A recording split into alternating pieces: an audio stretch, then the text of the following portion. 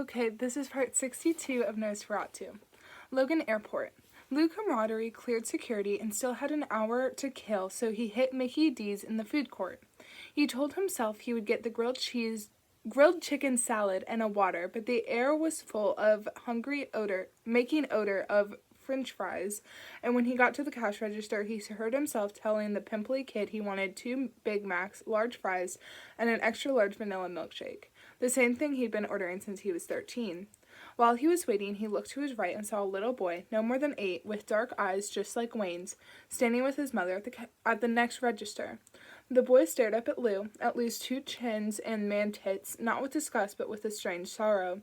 Lou's father had been so fat when he died that they had to pay for a special order coffin, a fucking double wide that looked like a dinner table with the lid shut. "Just make it a small milkshake," Lou told his server. He found himself unable to look at the boy again, was afraid to see him staring. What shamed him was not that he was, as his doctor said, morbidly obese.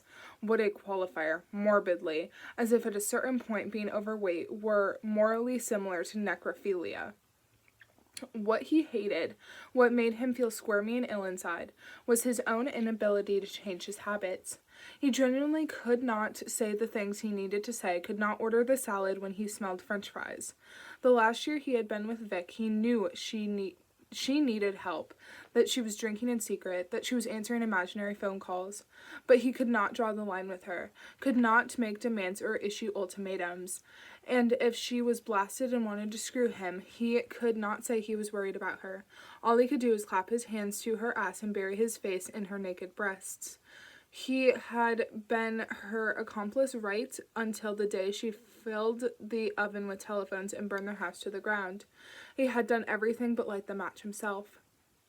He settled at a table designed for an anorexic dwarf, in a chair only suitable for the ass of a 10-year-old. Didn't McDonald's understand their clientele? What were they thinking, providing chairs like this for men like him?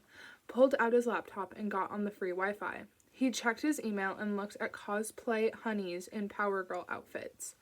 He dropped in on the Miller World message boards. Some friends were debating which color Hulk should be next. Comic dorks embarrassed him, the dumb shit they argued about. It was obviously gray or green. The other colors were stupid. Lou was wondering if he could look at Suicide Girls without anyone walking by and noticing when his phone began to hum in the pocket of his cargo shorts. He lifted his rear end and began to dig for it. He had his hand on it when he turned in on the music playing over the airport sound system. It was, improbably, that old Johnny Mathis song, Sleigh Ride.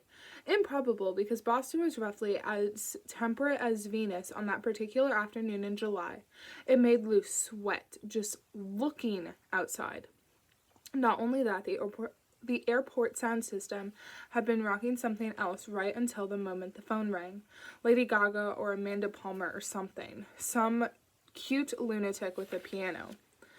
Lou had his phone out, but paused to look at the woman at the next table, a MILF who bore a scant resemblance to Sarah Palin. "Dude," Lou said, "you hear that?" pointing at the ceiling. "They're playing Christmas music. It's the middle of the summer." She froze with a forkful of coleslaw halfway to her bee-stung lips and stared at him with a mixture of confusion and unease. "The song," Lou said. "You hear that song?" Her brow furrowed. She regarded him the way she might have regarded a puddle of vomit, something to avoid. Lou glanced at his phone, saw Wayne on the caller ID. That was curious. They had just been texting a few minutes ago. Maybe Vic was back from her ride on the Triumph and wanted to talk to him about how it was running. "Never mind," Lou said to almost Sarah Palin, and waved a hand in the air dismissing the subject. He answered, "What up, dog?" Lou said. "Dad," Wayne said, his voice a harsh whisper. He was struggling not to cry. "Dad, I'm in the back of a car. I can't get out." Lou felt a low, almost gentle ache behind his breastbone, in his neck, and curiously, behind his left ear. "What do you mean? What car?" "They're going to kill Mom. The 2 men. There's 2 men, and they put me in a car, and I can't get out of the back seat. It's Charlie Mannix dead, Dad, and someone in a gas mask. Someone," he screamed. In the background, Lou heard a string of popping sounds. His first thought was firecrackers, but it wasn't firecrackers. Wayne cried, "They're shooting, Dad! They're shooting at Mom!" "Get out of the car," Lou heard himself say, his voice strange, thin, too high. He was hardly aware he had just come to his feet. Just unlock the door and run. I can't. It won't unlock. And when I try and get in the front seat, I just wind up in the back again. Wayne choked on a sob. Lou's head was a hot air balloon filled with buoyant gases, lifting him up off the floor toward the ceiling.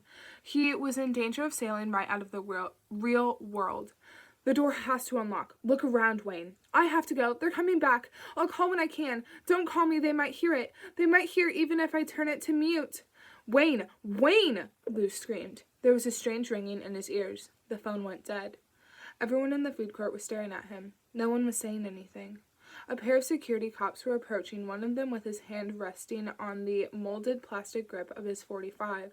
Lou thought, call the state police. Call the New Hampshire State Police. Do it right now. But when he lowered the phone from his face to dial 911, it slipped from his hand. And when he bent to reach for it, he found himself grabbing at his chest, the pain there suddenly doubling, jabbing at him with sharp edges. It was as if someone had fired a staple gun into one tit. He put his hand on the little table to steady himself, but then his elbow folded and he went down chin first. He caught the edge of the table and his teeth clacked together and he grunted and collapsed onto the floor. His shake went with him.